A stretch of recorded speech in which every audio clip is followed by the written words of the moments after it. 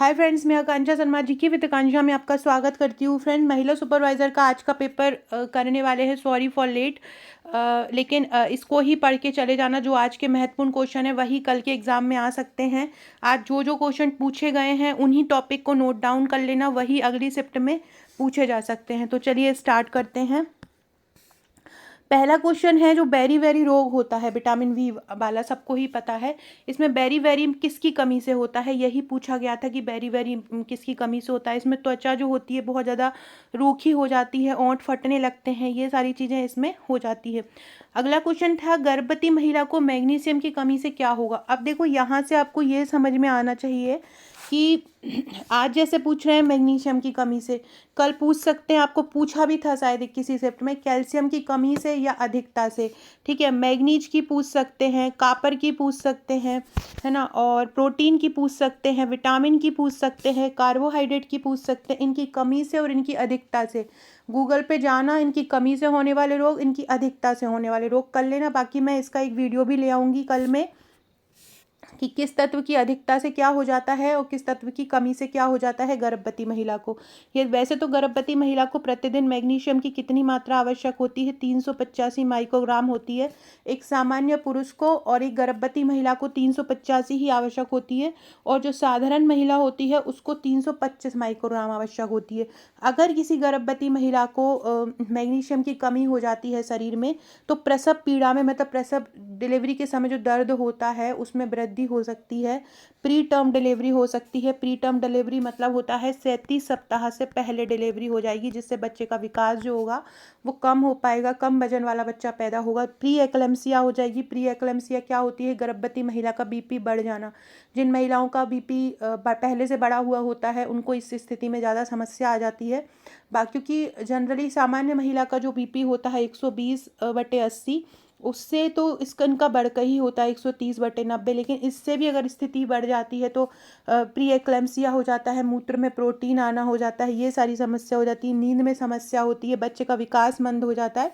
ये सारी चीज़ें गर्भवती महिला को मैग्नीशियम की कमी से दिखी जाती है। ठीक है, बात करते हैं अब। देखो, आज मैस्लो का सिद्धांत पूछ लिया गया। धीरे धीरे ये प्रबंधन के मेन टॉपिक पे आ रहे हैं। आज मैस्लो का सिद्धांत पूछा गया। देखो, ये भी पूछ सकते हैं, जैसे कि मैंने कमी तो आप लोगों को बता दी कि मैग्नीशियम से ये हो जाता है। ये भी पूछ सकते हैं आपसे अगले उस शिफ्ट में कि मैग्नीशियम के उच्च स्रोत कौन से होते हैं, मैग्नीशियम किन में पाया जाता है। तो याद रखना, बादाम। बादाम जनरली आपने देखा होगा, गर्भवती महिलाओं को बादाम दी जाती है ना। 80 मिलीग्राम, जिसमें लगभग 80 मिलीग्राम प्रति 100 ग्राम होता है। मतलब अगर 100 ग्राम बादाम अगर कोई खा लेना तो उसको 80 मिलीग्राम उसमें उसको मैग्नीशियम मिल जाएगा। ये प्रोटीन में पूछा था, भी प्रोटीन का पूछा था किसी चीज़ में कि इसमें प्रोटीन कितना प्रतिशत होता है, इसलिए ये भी ध्यान रखना। ठीक है, कि बादाम जो होता है ना, बादाम में सबसे ज़्यादा मैग्नीशियम होता है, उच्च स्रोत में आता है। इसमें 100 ग्राम अगर आप लोग बादाम खाएंगे तो उससे 80 मिलीग्राम आपको मैग्नीशियम प्राप्त होगा। ठीक है, एक तो हो गया मैग्नीशियम के उच्च स्रोत में, एक तो क्या हो गया, बादाम हो गया। ठीक है, बादाम हो गया, और दूसरा होता है काजू। दूसरा क्या है, काजू। काजू में भी मैग्नीशियम की अच्छी मात्रा होती है। 100 ग्राम अगर कोई काजू खा लेगा तो उससे क्या हो जाएगा, उसको 73 मिलीग्राम मैग्नीशियम प्राप्त हो जाएगा। बात करते हैं अखरोट की, तो अखरोट अगर 100 ग्राम अखरोट खाओगे, 100 ग्राम अखरोट में से 100 ग्राम अखरोट में से 60 मिलीग्राम, 100 ग्राम अखरोट में जैसे 100 ग्राम अखरोट खाओगे तो 60 मिलीग्राम आपको मैग्नीशियम प्राप्त होगा। इसके अलावा दलिया, दलिया में भी मैग्नीशियम प्राप्त होता है। दलिया से भी अगर 100 ग्राम दलिया खाओगे तो 50 मिलीग्राम आपको मैग्नीशियम प्राप्त होगा। हरी सब्जियों, ब्रोकली, स्प्राउट्स, इनमें भी मैग्नीशियम होता है। फल, केले और संतरे में भी मैग्नीशियम होता है। दही में भी मैग्नीशियम होता है। 100 ग्राम अगर दही खाते हो तो उसमें 30 मिलीग्राम जो है मैग्नीशियम होता है। ऐसे ही जो कुछ प्रकार की मछलियाँ होती हैं, जैसे कि सैल्मन हुआ, मैकेरल हुआ, उसमें भी मैग्नीशियम की अच्छी मात्रा होती है। ठीक है, तो ये मैग्नीशियम के उच्च स्रोत याद रखना। अब हम बात करते हैं मैस्लो की। मैस्लो के बात करते हैं, मैस्लो का सिद्धांत आ ही गया है आखिरकार, तो अब दूसरे सिद्धांत भी पूछे जा सकते हैं प्रबंधन का। आज अभी थोड़ी देर बाद 1-2 घंटे में एक वीडियो लेके आऊँगी प्रबंधन का। ठीक है, तो उसको अच्छे से कर लेना प्रबंधन के क्वेश्चन को, क्योंकि जब भी अब मैस्लो पूछ लिया है ना, तो वो दूसरे क्वेश्चन भी अब पूछ सकते हैं। मैस्लो का ये पिरामिड है। इसमें सबसे पहली आवश्यकता होती है शरीर की आवश्यकता, मतलब श्रम की आवश्यकता, खाने की आवश्यकता, स्वास्थ्य की आवश्यकता, ये सारी चीज़ें होती हैं शरीर। सबसे पहले व्यक्ति की आवश्यकता क्या होती है? शरीर की आवश्यकता होती है। सबसे पहले व्यक्ति शरीर की आवश्यकताओं को पूरा करता है, उसके बाद वो उसको दूसरी आवश्यकताएं होती हैं। तो सबसे पहले, अगर आज पूछा था, ये पांचवा वाला पूछा था कि सबसे उच्च आवश्यकता क्या होती है, हो सकता है आपसे कल पूछ ले चौथी आवश्यकता क्या होती है, तीसरी आवश्यकता क्या होती है, दूसरी आवश्यकता क्या होती है। तो पहली आवश्यकता क्या होती है? शारीरिक आवश्यकता होती है। जब शरीर की आवश्यकता पूरी हो जाती है तो व्यक्ति फिर अपनी सुरक्षा की सोचता है कि कुछ बीमा करता है, स्वास्थ्य के लिए देख रेख करता है, घर वर बनाता है, ये सारी चीज़ सुरक्षा हो। जब उसके पास सुरक्षा भी हो जाता है दूसरे चरण में, तो वो ये सोचता है कि अब मेरे पास सब कुछ है, मैं सारे लोगों के साथ अपनेपन में रहूं, प्यार से रहूं। तो ये प्यार की आवश्यकता होती है। चौथी होती है सम्मान की आवश्यकता। अब जब उस सबसे प्यार भी हो जाता है, उसका सम्मान में एक प्रतिष्ठा हो जाती है, तो वो सोचता है मुझे सारे लोगों से सम्मान मिले। और सबसे पांचवें स्तर पे होती है आत्म वास्तविकरण। इसमें व्यक्ति क्या खुद से उसका खुद से मतलब उसको खुद का रियलाइजेशन हो जाता है, उसको किसी से कोई मतलब नहीं रहता है, वो केवल खुद में ही रहता है, उसको किसी के साथ द्वेष भाव नहीं रहता है, अपने अनुसार रहता है। मतलब बोलते हैं ना, भगवान के पास वाली आत्मा पहुंचे, तो साधु संत वाला जो बोल सकते हैं, उसको हम आत्म वास्तविकरण वाला बोल सकते हैं। बहुत कम लोग होते हैं जो यहाँ तक पहुँच पाते हैं, क्योंकि यहाँ पहुँचना मतलब आप ईश्वर के करीब होना, मतलब मोक्ष की प्राप्ति पर अग्रसर होना। एक साधु संत का जो जीवन होता है वो इस अवस्था में होता है। ठीक है, इसके बारे में और पढ़ लो। मास्लो ने बताया कि हर व्यक्ति की कुछ ज़रूरतें होती हैं जिन्हें वह नीचे से ऊपर की ओर पूरा करता है। नीचे से ऊपर की ओर मतलब नीचे की ओर सबसे पहले उसकी मूल आवश्यकताएं हो जाती हैं। सबसे नीचे मूल आवश्यकताओं में कौन सी हो जाती है? शरीर की आवश्यकता हो जाती है, ठीक है, फिर सुरक्षा की आवश्यकता हो जाती है, अपनत्व, प्रेम की, फिर सम्मान की। इन जरूरतों को होने के लिए वो व्यक्ति प्रेरित होता है, पूरे जीवन भर वो संघर्ष करता है इन्हीं के लिए, इन्हीं को पाने के लिए। मास्लो के सिद्धांत के अनुसार जरूरतों के निचले स्तर पूरे होने के बाद ही ऊपरी स्तर की जरूरतें उभरती हैं। पहला, जब व्यक्ति का शरीर ही सही नहीं रहेगा, जब व्यक्ति को खाने के लिए 2 रोटी ही नहीं मिलेंगी, तो सबसे पहले ज़रूरत होती है कि व्यक्ति को खाने के लिए 2 रोटी मिल जाए, रहने के लिए घर मिल जाए। जब गरीबी दूर होगी, उसकी भुखमरी दूर होगी, तभी तो वो प्यार देने की सोचेगा। अब जब उसके पास जब उसके पास नहीं, फिर सुरक्षा की सोचेगा। और जब उसके पास हो जाएगा, अब मैं सुरक्षित भी हूँ, मेरे पास पैसा भी है, तब वो प्यार, अपनापन देखेगा। और वो भी मिल जाएगा तो वो सोचेगा कि अब मैं सम्मान मुझे मिले। और जब ये सारी चीज़ें मिल जाती हैं, जब इन सब से वो तृप्त हो जाता है, तब वो उसको आत्मसंतुष्टि होती है। जब उसको किसी से कोई द्वेष भाव नहीं रहता, एकदम साधु संत वाला जीवन रहता है, वो आत्मसंतुष्टि वाला होता है। मास्लो के सिद्धांत के मुताबिक व्यक्ति अपनी क्षमता को पूरा करने के खुद का सर्वश्रेष्ठ संस्करण बनने के लिए प्रेरित करता है। सिद्धांत जो है मास्लो को, उसमें शारीरिक सुरक्षा जरूरत है, दूसरी है प्यार और अपनापन, तीसरी है, चौथा सम्मान की जरूरत है, और पांचवा होता है खुद का साक्षात्कार करना। मास्लो का जो पिरामिड है वो जो मास्लो का पूरा नाम क्या है? अब्राहम मास्लो है। उनका एक मनोवैज्ञानिक सिद्धांत है, उनकी पुस्तक है a theory of human motivation. ये भी पूछ सकते हैं कि मास्लो की पुस्तक कौन सी है, क्योंकि मास्लो से एक क्वेश्चन पूछ लिया है तो आने वाली शिफ्ट में पूछ सकते हैं। तो a theory of human motivation उनका एक ग्रंथ है, 1954 में उन्होंने प्रस्तुत किया। ये प्रथम वैज्ञानिक थे जिसने उन्होंने आत्मसिद्धि प्रत्यय का अध्ययन किया। मास्लो के सिद्धांत न केवल मनोवैज्ञानिक क्षेत्र में बल्कि अध्यापन के क्षेत्र में भी प्रसिद्ध हुए हैं। मनुष्य की आवश्यकताएं असीमित हैं। अपने इस सिद्धांत में मास्लो ने मानव आवश्यकताओं के कई स्तर बताए हैं। ठीक है, याद रखिएगा। अगला है, पहली पंचवर्षीय योजना में कौन कौन से मिशन चलाए थे? देखो, पहली पंचवर्षीय योजना में बहुत सारे मिशन चलाए गए थे, लेकिन जो सबसे मेन मिशन चलाया गया था वो परिवार नियोजन चलाया गया था। अब ये जिस बच्चे ने बताया, मुझे ऑप्शन में नहीं पता क्या चलाया गया था। देखो, कृषि से संबंधित कार्यक्रम भी चलाए गए थे, बांध परियोजना कार्यक्रम भी चलाया गया था, और परिवार नियोजन कार्यक्रम भी इसी के अंतर्गत चलाया गया था 1952 में। तो अब ये देखो, उन्होंने उद्देश्य पूछ चुके हैं, अगली अलग अलग शिफ्टों में मॉडल भी पूछ चुके हैं। अब वो ये पूछ रहे हैं कि कौन सी योजना लाई गई, कौन कौन से मिशन लाए गए। तो आपको अब इसमें वो कर लेना है कि कौन कौन से मिशन लाए गए हैं, कौन कौन सी योजना लाई गई है। दत्तक पुत्र को, बहुत इंपॉर्टेंट है, दत्तक पुत्र को कौन अडॉप्ट कर सकता है? ये उसमें लिख के भेजा था, पर मेरे को लगता है कि ये पूछ रहे होंगे कि दत्तक पुत्र जो होता है उसको मतलब दत्तक पुत्र जो होता है उसको कौन सी संस्था द्वारा अडॉप्ट कर सकते हैं, तो कारा द्वारा अडॉप्ट कर सकते हैं। कारा की स्थापना 1990 में हुई है और इसको अडॉप्ट कर सकते हैं। बाकी अगर कौन अडॉप्ट करता है पूछेंगे तो कोई भी विवाहित जोड़ा जिसमें जो कि कम से कम 21 वर्ष का हो और बच्चे की और जो जोड़े की उम्र में 25 वर्ष का अंतर होना चाहिए। जिस बच्चे को अडॉप्ट कर रहे हो उसमें और आपकी उम्र में कम से कम 25 वर्ष का अंतर होना चाहिए। अविवाहित महिला भी बच्चे को अडॉप्ट कर सकती है, 21 वर्ष कम से कम उम्र होना चाहिए। अविवाहित पुरुष भी कर सकता है, कम से कम 21 वर्ष होना चाहिए, है ना। ये सारी चीज़ें आपको ध्यान रखना चाहिए। अगला है मांसिक टीके की पहली खुराक। मांस टीके की जो होती है, जो उसके खसरे के साथ ही दिया जाता है 9वें महीने में। 9वें महीने में इसकी पहली खुराक दी जाती है और 16 से 24 महीने में इसकी दूसरी खुराक दी जाती है। सब क्यूटेनियस मोड द्वारा इसको दिया जाता है। अगला है विशेष आवश्यकता वाले जो बच्चे उनको किस प्रकार के खिलौने देना चाहिए। देखो, विशेष आवश्यकता वाले बच्चे अलग अलग प्रकार के होते हैं। कुछ बहुत ज़्यादा प्रतिभाशाली भी होते हैं, कुछ विकलांग भी होते हैं, कुछ देखने सुनने में भी उनको प्रॉब्लम होती है। तो इस प्रकार के बच्चे विशेष आवश्यकता वाले होते हैं। सबसे पहले उन्हें क्या देना चाहिए, स्पर्श और महसूस करने वाले खिलौने। ऐसे खिलौने देना चाहिए जो वो उसको स्पर्श कर सकें, जैसे कि रबर के खिलौने, फोम के खिलौने, कपड़े के खिलौने। ये इनमें से कोई भी ऑप्शन आपको दे सकते हैं, या तो रबड़ का खिलौना, या फोम का खिलौना, या कपड़े का खिलौना। ठीक है। प्रकाश और ध्वनि वाले खिलौने भी दे सकते हैं, जैसे कि flashing toy, musical toy, sensory toy, जो ध्वनि की जो आवाज़ करे, है ना, जिससे बच्चा समझ पाए कि आवाज़ आ रही है, तो ऐसे भी दे सकते हैं। अगला है संवेदी एकीकरण खिलौने।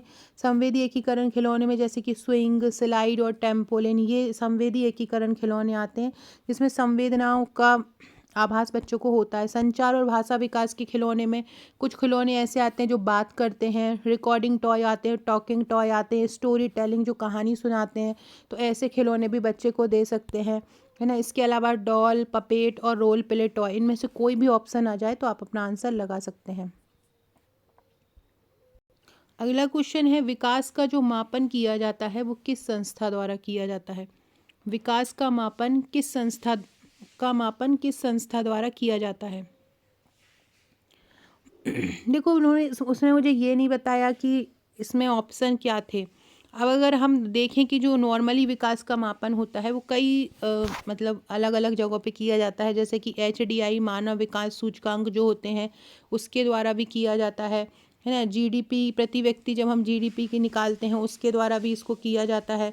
इसके द्वारा अलग अलग बाल मृत्यु दर से भी हम विकास दर निकालते हैं, मृत्यु दर द्वारा, साक्षरता दर द्वारा, ये सारी चीज़ें होती हैं जो निकालते। लेकिन यहाँ पे संस्था पूछी है, इसकी कौन सा संस्था निकालती है, तो संस्था में UNDP आ सकता है ना, यूनाइटेड नेशन डेवलपमेंट प्रोग्राम आ सकता है, WHO भी आ सकता है, क्योंकि WHO भी इसको निकालती है। तो ये सारी चीज़ें, इसके अलावा मानव विकास सूचकांक, ह्यूमन डेवलपमेंट इंडेक्स जो होता है उसके द्वारा भी इसको निकाल सकते हैं। देखो, ये विकास का मापन करने वाली संस्थाएं, सबसे पहले है WHO। विकास का मापन करने के लिए कई प्रकार के उपकरणों का उपयोग करती है। इसके अलावा यूनिसेफ भी कई कार्यक्रम और उपकरणों का विकास करती है। तो यूनिसेफ अगर ऑप्शन में होगा तो यूनिसेफ भी हो जाएगा। विश्व बैंक भी करता है। UNDP अभी मैंने बताया था। राष्ट्रीय स्वास्थ्य मिशन भी विकास का मापन करने के लिए कई कार्यक्रम और उपकरणों का विकास करता है। ठीक है। इसके अलावा कुछ सूचक भी होते हैं। आपसे पूछें, अभी उन्होंने पूछा है संस्था, आपसे सूचक भी पूछ सकते हैं। तो DHS आपको याद रखना है, DAI आपको याद रखना है, DI आपको याद रखना। आई से यहाँ मतलब है इंडेक्स। ठीक है। तो ये जो सूचक हैं जो ये विकास की बताते हैं, तो ये हो गए सूचक। और ऊपर आपने पढ़ ली विकास की संस्थाएं, और ये क्या होगा, विकास के सूचक। तो अगली शिफ्ट में ये सूचक भी आपसे पूछ सकते हैं। चलो अगला देखते हैं। इसकी PDF है ना, आप लोग एप्लीकेशन डाउनलोड कर लेना। एप्लीकेशन है GK with Akanksha Sharma 2, GK with Akanksha Sharma, sorry, GK with Akanksha Sharma, है ना। इसको डाउनलोड कर लेना आप। यहाँ पर इसकी PDF में डाल दूंगी GK with Akanksha Sharma app पे, तो सारे लोग इसको डाउनलोड करके रखना। ठीक है। बात करते हैं आयोडीन डेफिशिएंसी की। आयोडीन की कमी से कौन कौन से रोग हो जाते हैं। आयोडीन की कमी से कौन कौन से रोग हो जाते हैं। या तो यहाँ पे आ जाएगा क्रेटेनिज्म, या आ जाएगा घेंगा, है ना, हासीमाटो आ जाएगा, मानसिक मंदता आ जाएगी, है ना, हाशीमाटो आ जाएगा, इसको आत्महत्या वाला रोग भी बोलते हैं, हाशीमाटो रोग आ जाएगा, है ना। इसके अलावा गर्भपात हो जाएगा, मृत बच्चा जन्म हो जाएगा, आयोडीन बहुत ज़्यादा आवश्यक होता है एक व्यक्ति को, गोइटर हो जाता है, तो ना ये सारी चीज़ें आयोडीन की याद रखना। बात करते हैं ऑस्टियोपोरोसिस परीक्षण। परीक्षण क्या होता है? देखो, ऑस्टियोपोरोसिस अपन को पता है कि विटामिन डी की कमी से होता है। ऑस्टियोपोरोसिस क्या होता है? विटामिन डी की कमी से होता है। इसमें हम ये नापते हैं कि कहीं पर ऐसा तो नहीं है हड्डियों की जो संख्या है वो कहीं कहाँ पे कम हो गई है, किस जगह पर बोन्स का जो डेंसिटी है वो कम हो गया है, तो वो हम ऑस्टियोपोरोसिस परीक्षण में नापते हैं। इसके लिए सबसे पहला परीक्षण होता है DXA। ये DXA क्या होता है? इसको हम बोलते हैं डू एक्सल एनर्जी एक्सरे एब्जॉर्बिमेट्री। आपको DXA याद रखना है। इसमें क्या करते हैं? एक्सरे द्वारा हड्डियों का घनत्व नापा जाता है। दूसरा होता है QCT। एक होता है QCT। QCT मतलब होता है क्वांटिटेटिव कंप्यूटेड टोमोग्राफी। इसमें क्या करते हैं? ये सारी चीज़ों से हम हड्डियों का घनत्व नापते हैं पूरे शरीर में कि कहाँ पे हड्डियाँ की मात्रा कम हो गई है। तो ये वाला जो होता है कंप्यूटेड टोमोग्राफी वाला, इसमें हम कंप्यूटेड टोमोग्राफी मतलब कंप्यूटिंग द्वारा हम इसको मापते हैं, ठीक है। तीसरा होता है PDXA। PDXA होता है तीसरा, जिसको हम बोलते हैं पेरीफेरल डुएक्सल एनर्जी एक्सरे। ये भी हड्डियों का घनत्व का मूल्यांकन करने पर एक्सरे का उपयोग करता है। ये परीक्षण केवल हाथ या पैर की हड्डियों में किया जाता है। अगला होता है अल्ट्रासाउंड। अल्ट्रासाउंड ये परीक्षण हड्डियों के घनत्व का मूल्यांकन करने के लिए करता है, ठीक है। चलो अगला करते हैं। एक और क्वेश्चन आपसे पूछ सकते हैं कि विटामिन डी की मात्रा कितनी दी जानी चाहिए? 600 इंटरनेशनल यूनिट विटामिन डी की मात्रा दी जानी चाहिए। बड़ों में ऑस्टियोपोरोसिस और बच्चों में इसके लिए कारण रिकेट्स नामक रोग हो सकता है। अगला क्वेश्चन है डायरिया में हम कौन सा खाना देते हैं? देखो, या तो खाना भी पूछ सकते हैं या वो अपन से फल भी पूछ सकते हैं। तो डायरिया में ऐसी चीज़ें दी जाती है क्योंकि सोडियम और पोटेशियम शरीर से बाहर हो जाता है, तो ऐसी चीज़ें दी जाती हैं जो सोडियम और पोटेशियम से रिच हों। सोडियम और पोटेशियम से जो समृद्ध स्रोत होते हैं वो इसमें दिए जाते हैं। तो अगर आपसे पूछें कि डायरिया में क्या, डायरिया मतलब लूज मोशन, अब डायरिया में कैसा खाना देंगे? देखो, खाना तो वैसे ही पच नहीं रहा है व्यक्ति को, उसका आंतें खराब हो रही हैं, तो उसको ऐसा खाना देंगे जो आसानी से पच जाए। पचने वाला खाना देंगे और वो देंगे जिसमें इलेक्ट्रोलाइट हो, और वो देंगे जिसमें इलेक्ट्रोलाइट हो। इलेक्ट्रोलाइट मतलब क्या होता है? जिसमें सोडियम भी होता है और जिसमें पोटेशियम भी होता है, ठीक है। इसके अलावा फल की बात करते हैं तो फल इसमें देते हैं केला। फल इसमें क्या देते हैं? केला देते हैं। इस केले में क्या होता है? पोटेशियम होता है सर। जब भी पोटेशियम रिच सोर्स की बात आ जाए तो केला का याद रखना। और हाइपोकैलेमिया भी पोटेशियम की कमी से होता है। ये पूछा जा सकता है कि कौन सा रोग पोटेशियम की कमी से होता है, तो हाइपोकैलेमिया होता है, ठीक है। इसके अलावा सेव भी दिया, जो सेव फल होता है ना, एप्पल जो होता है वो, उसमें भी फाइबर होता है। ये भी पाचन तंत्र को स्वस्थ बनाए रखने में मदद करता है। इसके अलावा दही, दही में प्रोबायोटिक होते हैं जो पाचन तंत्र को सही रखते हैं। नारियल पानी भी दे सकते हैं, टोस्ट दे सकते हैं, है ना, ये सारी चीज़ें दे सकते हैं। फल में अगर बात करें तो अंगूर, पपीता, बनाना, सेब, ये सारी चीज़ें। सबसे मेन होता है केला, केला इसमें दिया जाता है। प्रेगनेंसी में ब्लड प्रेशर का बात की गई थी, आई थी। गर्भवती महिला का ब्लड प्रेशर कितना होता है? अभी मैंने पहले ही आपको बताया था कि जो सामान्य महिला होता है उसका 120/80 होता है, और इनका क्या होता है 10-10 बढ़ जाता है, 130/90 हो जाता है, तो 140 भी हो सकता है, लेकिन जो मेन होता है वो यही होता है ना। और बात करें अगर हम इसकी, तो तीसरी जो तिमाही होती है ना, उसमें इसकी मात्रा थोड़ी सी ज़्यादा होती है। आपसे पूछ सकते हैं कि तीसरी तिमाही, किस तिमाही में इसकी मात्रा ज़्यादा होती है? तो तीसरी तिमाही में इसकी मात्रा ज़्यादा होती है। प्रधानमंत्री मातृ वंदना योजना के बारे में पूछा गया था। प्रधानमंत्री मातृ वंदना योजना की प्रथम इंस्टॉलमेंट, प्रथम में जो दी जाती है 5,000 रुपये दी जाती है प्रथम बच्चे होने पर, और पहले में रजिस्ट्रेशन कराने पर 1,000 दिए जाते हैं और फिर 2-2 हज़ार करके दिए जाते हैं, ठीक है। अब इसके अलावा दूसरा बच्चा होने पर 6,000 रुपये की राशि दी जाती है, लेकिन ये केवल लड़की हो तब दी जाती है। 2017 में इसको आरंभ किया गया था। इसके अलावा अगला देखते हैं।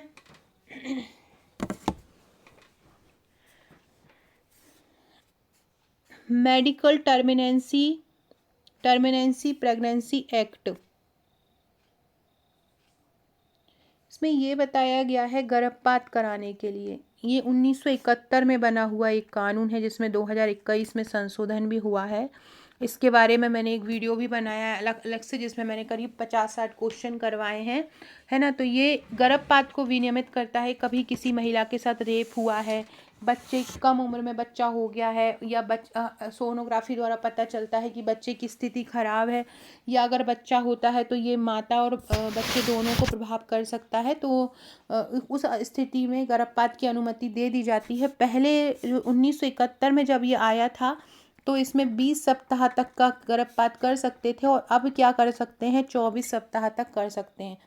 वर्तमान में क्या बोला है कि कुछ विशेष परिस्थितियों में 2 डॉक्टर की सलाह लेने पर पूरे मेडिकल बोर्ड की सलाह लेने पर 26 सप्ताह तक भी गर्भपात कर सकते हैं, लेकिन कुछ विशेष परिस्थितियों में। अगर 24 सप्ताह तक गर्भपात करना है तो 2 डॉक्टर की सलाह लेनी पड़ेगी, ठीक है। और अगर 20 सप्ताह तक ही गर्भपात करना है तो 1 डॉक्टर की सलाह लेनी पड़ेगी। इसके अलावा इस एक्ट में ये भी बताया है कि जो 12 सप्ताह तक जो गर्भ रहेगा, 12 सप्ताह तक गर्भपात जो है सुरक्षित माना जाता है, ठीक है। ये सारी चीज़ें इसमें बोली गई है। इसके अलावा बाल कल्याण समिति से आज क्वेश्चन पूछे गए थे। बाल कल्याण समिति किशोर न्याय अधिनियम के अंतर्गत गठित है, धारा 27 के अंतर्गत। और जो बाल कल्याण समिति है उसकी नियुक्ति हर 3 वर्ष में की जाती है। इसमें एक अध्यक्ष होता है, 4 सदस्य होते हैं, 3 साल की अवधि के लिए इनको नियुक्त किया जाता है। ये बाल कल्याण से संबंधित कार्य करते हैं, और बाल कल्याण से संबंधित कोई बाल अपराध होता है जो 18 वर्ष से कम उम्र का बच्चा करता है तो उसको इसी समिति के अंडर लाया जाता है। अध्यक्ष और जो सदस्य होते हैं वो मिलकर उसका निर्णय लेते हैं और बाल न्यायालय में पहुंचाते हैं। कुछ निर्णय अगर आपको लगता है कि बच्चे ने अपराध नहीं किया है तो समिति खुद ही निर्णय ले लेती है, ठीक है। और इसमें 2 सामाजिक कार्यकर्ता होते हैं, और जिनको बच्चों से संबंधित चीज़ों का अनुभव होता है वो इसमें आ जाते हैं। अगला क्वेश्चन, गतिक कौशल। गतिक कौशल सूक्ष्म होता है, एक तो सूक्ष्म होता है और एक स्थूल होता है। स्थूल मतलब होता है कि जब बहुत ज़्यादा हैवी वर्क कर रहा है, जैसे कि साइकिल चलाना है, दौड़ना है, कोई भार खाना बनाना है। और सूक्ष्म कौशल मतलब जैसे कि सुई में धागा डालना है, ये सारा जो चीज़ें होती हैं, सुई होता है ना, सुई में धागा डालना है, ये सारे सूक्ष्म कौशल में आ जाएंगे। तो पूछ सकते हैं इनमें से कौन सा कौशल है। ये गतिक को इनको मोटर बोलते हैं, मोटर गतिविधियाँ बोलते हैं, ठीक है। चलो अगला देखते हैं। फ्रेंड्स, ये मेरा एफएसओ का बैच है। एफएसओ ट्रिकी बैच है, बहुत शानदार तरीके से यहाँ पे मैं तैयारी कराने वाली हूँ। जो भी मतलब आप लोगों में से जो भी जिन्होंने बीएससी बायोलॉजी से किया हो, बीएससी मैथमेटिक्स से किया हो, वो इसका फॉर्म फिल कर सकते हैं, जिसमें केमिस्ट्री सब्जेक्ट के रूप में रहा हो, एज अ मेन सब्जेक्ट रहा हो, ठीक है। और इसके अलावा बीएससी बायोटेक्नोलॉजी से किया हो, बीएससी माइक्रोबायोलॉजी से किया हो, बी फार्मा किया हो, है ना, मतलब मेडिसिन से संबंधित हो, जिसमें बायोकेमिस्ट्री होती है ना। तो ये सारी चीज़ों से किया हो, एमएससी माइक्रोबायोलॉजी से किया हो, या एमएससी बायोटेक से किया हो, या ये इनमें बीएससी किया हो, वो एमबीबीएस किया हो, वो सारे लोग इसका फॉर्म भर सकते हैं। बहुत अच्छी जॉब है। 17 साल बाद ये जॉब आई है। कहीं पर ये छुपी हुई थी जॉब, जो निकल कर सामने नहीं आई थी, और अब ये आ गई है। 120 पोस्ट हैं। जो पोस्ट एमपीपीएससी के थ्रू निकलती हैं वो इधर ही अलग से निकाल दी गई हैं। एमपीपीएससी के थ्रू अगर ये निकालते तो आपको मेंस भी देना पड़ता है, यहाँ आपको मेंस भी नहीं देना है। डायरेक्ट आपका एक 1 डे एग्ज़ाम होगा, ऑफलाइन एग्ज़ाम होगा, और डायरेक्ट आपको इंटरव्यू देना है 50 नंबर का। बहुत शानदार ये तैयारी, एक अधिकारी की जॉब है, गाड़ी बंगला सब कुछ आपको इसमें मिलेगा। तो जो भी इसका ज्वाइन करना चाहते हैं फटाफट कोर्स ज्वाइन कर लीजिए। तैयारी की जिम्मेदारी मेरी है, मैं बहुत शानदार इसमें तैयारी कराऊंगी। हस्तलिखित आपको इसमें नोट्स दूंगी ई बुक के रूप में, रिकॉर्डेड आपको ट्रिकी वीडियो दूंगी, संपूर्ण सिलेबस जो पार्ट ए और बी में कवर है वो सारा दूंगी, टेस्ट दूंगी, टॉपिक वाइज एमसीक्यू दूंगी, सब कुछ मतलब एक ही जगह पर आपको थ्योरी नोट्स भी मिल रहे हैं, आपको वस्तुनिष्ठ भी मिल रहे हैं, आपको एमसीक्यू भी मिल रहे हैं, आपको टेस्ट भी मिल रहा है, सब कुछ आपको एक ही जगह पर मिल रहा है। तो इसको फटाफट ज्वाइन कर लीजिए। आरंभ के केवल 100 स्टूडेंट को 1999 हमारे 70 से 71 बच्चे हो चुके हैं। कुछ ही सीट सुपर 100 में शेष रही हैं। उसके बाद ऑटोमेटिकली चार्ज जो है 4999 हो जाएगा। जो भी ज्वाइन करना चाहते हैं फटाफट से ज्वाइन कर लीजिए, है ना। फटाफट से ज्वाइन कर लीजिए। इसको कैसे ज्वाइन करना है, कमेंट बॉक्स में मैं एक लिंक डालूंगी, जीके विद आकांक्षा शर्मा। देखो जीके विद आकांक्षा नहीं करना है, GK with Akanksha Sharma application download करना है, वहाँ पे आपको ये कोर्स मिल जाएगा। रजिस्ट्रेशन आरंभ है, क्लास 5 अप्रैल से आरंभ है। ये एमपीपीएससी प्रीलिम्स का एक फाउंडेशन कोर्स लेके आए, इसमें common subject prelims plus mains के कवर रहेंगे, हस्तलिखित यहाँ पे थ्योरी नोट्स रहेगा, टॉपिक वाइज वीडियो रहेंगे, टॉपिक डिटेल में कवर रहेंगे, कठिन टॉपिक ट्रिक से याद रहेंगे, टॉपिक वाइज एमसीक्यू रहेगा, टेस्ट सीरीज रहेगा, ये सारा कुछ आपको एक जगह पर मिलेगा। रजिस्ट्रेशन इसके आरंभ हो चुके हैं, क्लासेस 25 अप्रैल से आरंभ होंगी। पूरा जो टॉपिक है, कहीं ना कहीं आप लोग को अगर लगता है कि एमपीपीएससी बहुत कठिन होता है, तो हम इसको बहुत सरल तरीके से आपको तैयार करवा देंगे। एमपीपीएससी जैसा एग्ज़ाम मतलब व्यापम से तो कहीं ज़्यादा सरल है, क्योंकि व्यापम में सीट कम होती हैं, ऑनलाइन एग्ज़ाम होता है और इतना सारा झंझट भी नहीं रहता है ऑनलाइन प्रोसीजर का। ये पूरा 1 डे एग्ज़ाम होता है, आपके ज़िले में ही एग्ज़ाम हो जाता है, मतलब बहुत अच्छा क्राइटेरिया होता है। और सबसे मेन चीज़, एक बार स्टार्ट कर दो तैयारी तो 45 साल तक लड़कियाँ इसमें फॉर्म भर सकती हैं, 40 साल तक के लड़के इसमें फॉर्म भर सकते हैं। ठीक है, यही क्राइटेरिया एफएसओ का है, 40 साल तक की लड़कियां लड़के और 45 साल तक की लड़कियां इसमें फॉर्म भर सकती हैं। और किसी भी स्ट्रीम से ग्रेजुएशन किया हो, चाहे बीए किया हो, बीसीए किया हो, बीएससी किया हो, कुछ भी किया हो आपने, आप इसका फॉर्म भर सकते हैं। तो जिसको भी भरना है और जो ज्वाइन करना चाहते कर लीजिए। आरंभ के 100 स्टूडेंट को ही 1999 है, उसके बाद 4999 हो जाएगा। ये हमारा आबकारी का बैच है, आबकारी के रजिस्ट्रेशन आरंभ हुए हैं, ओनली 499 में ये पैकेज दिया जा रहा है। आरंभ के 50 स्टूडेंट को केवल 499 है, उसके बाद इसका चार्ज 1499 हो जाएगा। क्लासेस 10 अप्रैल से स्टार्ट हो जाएंगी। ये सारी चीज़ें आपको इसमें मिलेंगी। एमपी का जीके, सामान्य विज्ञान, सामान्य ज्ञान, पिछली परीक्षाओं में आए हुए प्रश्न, मध्य प्रदेश सामान्य आगे ट्रिक की वीडियो, ये नंबर दिया हुआ है, ये नंबर पे आप मुझे व्हाट्सएप पे और जानकारी ले सकते हैं। साथ में एप्लीकेशन की लिंक भी कमेंट बॉक्स में पिन कर दी है, तो ज्वाइन कर लीजिएगा। चलिए अब अपना नेक्स्ट क्वेश्चन देखते हैं। देखो कुछ कैफीन खसरे से क्वेश्चन पूछे गए थे। खसरा मैं पढ़ा चुकी हूँ। कैफीन में भी मैंने क्या है, देखो मैंने जितने क्वेश्चन अलग से बन रहे हैं, कल नहीं आज, हाँ कल मॉर्निंग में मैंने एक कार्यकर्ता से संबंधित सारे प्रश्न आपको करा दिए। अगर आंगनवाड़ी कार्यकर्ता हो ऐसा हो जाएगा तो कैसा होगा, पर्यवेक्षक के क्या कर्तव्य होंगे, कार्यकर्ता के क्या कर्तव्य होंगे, ये सारा मैंने करवा दिया है। कल का वीडियो मॉर्निंग का जाके प्लेलिस्ट की ए सीरीज़ में चले जाइएगा, वहाँ जाकर देख लीजिएगा।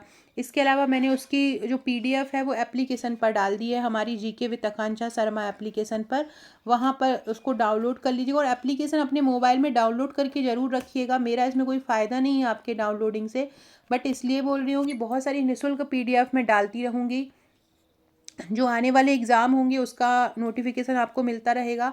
तो सारे लोग है ना, अब ये एप्लीकेशन डाउनलोड करके रखिए अपने पास। और कोर्स भी आपको इसमें ही सारे मिल जाते हैं, और फ्री पीडीएफ जितने भी एग्ज़ाम हुए हैं अभी शिफ्टों के, वो सारे भी आपको मिल जाएंगे।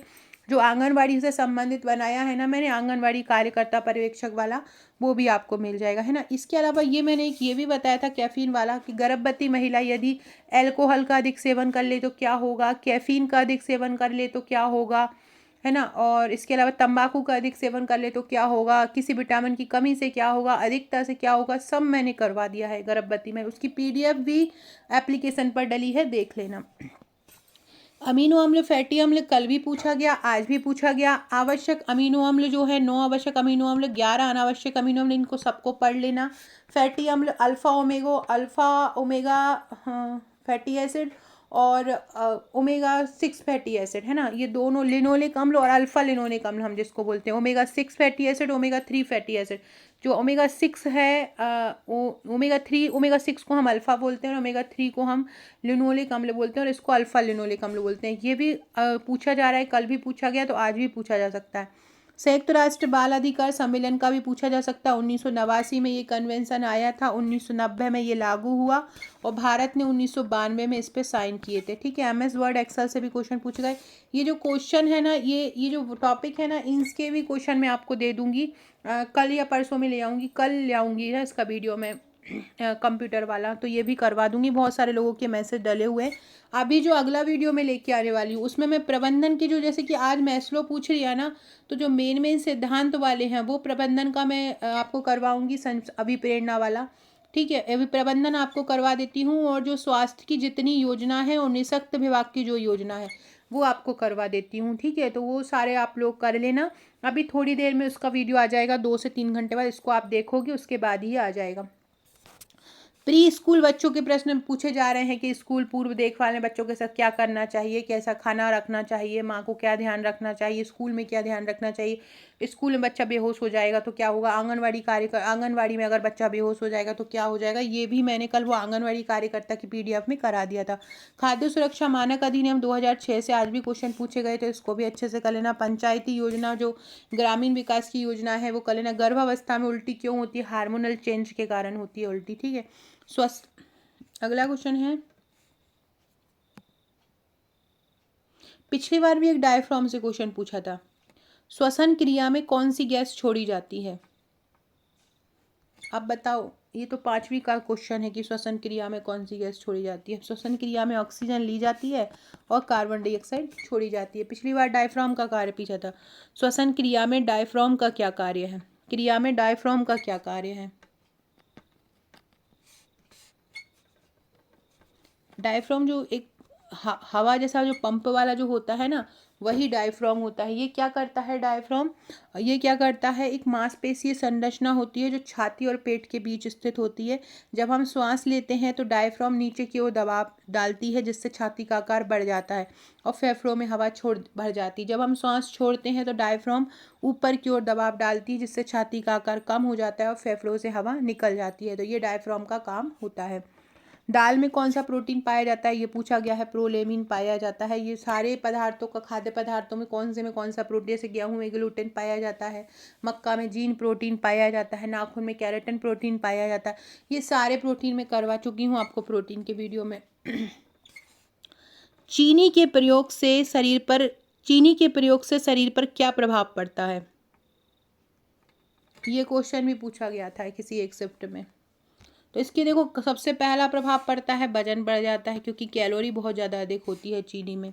डायबिटीज़ हो जाता है, मतलब मधुमेह हो जाता है ना। दांत बहुत ज़्यादा खराब हो जाते हैं। बता रहे हैं कि जितना ज़्यादा कोई शुगर अगर ज़्यादा खाता है तो कैविटी हो जाती है, जिससे दांत बहुत ज़्यादा खराब हो जाते हैं ना। हृदय रोग हो जाता है। पाचन समस्या, चीनी के अधिक सेवन से कब्ज हो जाता है, दस्त हो जाता है, पेट दर्द हो जाता है। और ज़्यादा चीनी अगर खाओगे तो शरीर सुस्त पड़ जाता है और ऊर्जा की कमी हो जाती है। चीनी के अधिक सेवन से क्या हो जाता है, ऊर्जा की कमी हो जाती है, ठीक है। इसके अलावा त्वचीय संबंधित समस्याएं जैसे मुहासे, झुर्री, त्वचा का रूखापन, ये सारी भी आवश्यक हो जाती हैं। क्वेश्चन पूछा गया था विटामिन क्यों आवश्यक होता है, तो विटामिन हमारे शरीर में उपापचय क्षमता के लिए आवश्यक होते हैं। क्यों आवश्यक होते हैं, उपापचय क्षमता के लिए। जितना अगर हमने खूब सारा खाना भी खा लिया, हमने कार्बोहाइड्रेट भी खा लिए, हमने बहुत सारा फैट भी ले लिया, लेकिन यदि हमने विटामिन नहीं लिया तो ये जो कार्बोहाइड्रेट है, ये जो फैट है ना, ये पचेगा ही नहीं, ठीक है। ये वोल्टी और LTE का फुल फॉर्म पूछे जा रहे हैं। तो देखो, वोल्टी का फुल फॉर्म होता है voice over long term evolution. Voice over long term, voice over long term evolution. Voice over long term evolution, ये किसका है, वोल्टी का फुल फॉर्म है। LTE का क्या होगा, LTE का होगा लॉन्ग टर्म एवोल्यूशन। LTE का क्या होगा, लॉन्ग टर्म एवोल्यूशन हो जाएगा। और वोल्टी का क्या हो जाएगा, voice over long term evolution हो जाएगा।